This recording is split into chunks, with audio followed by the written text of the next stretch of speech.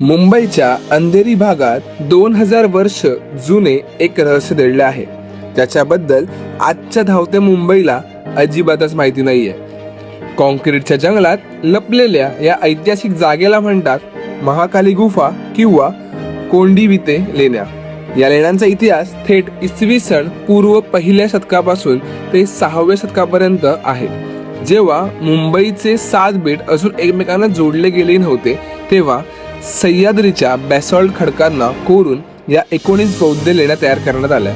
प्राचीन काळी सोपारा आणि कल्याण बंदरांना जोडणाऱ्या मुख्य व्यापारी मार्गावर हे बौद्ध भिक्षूंचे एक मोठे केंद्र होते. सध्या इथे 19 गुफा पाहायला मिळतात, ज्यामध्ये मुख्य आकर्षण आहे गुफा नंबर 9.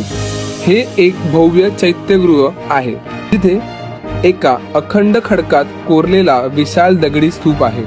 भिंतीवर भगवान बुद्ध आणि पौराणिक कथांमध्ये प्रसंग कोरलेले दिसतात, जे प्राचीन भारतीय इंजिनिअरिंगचा एक अद्भुत नमुना आहेत.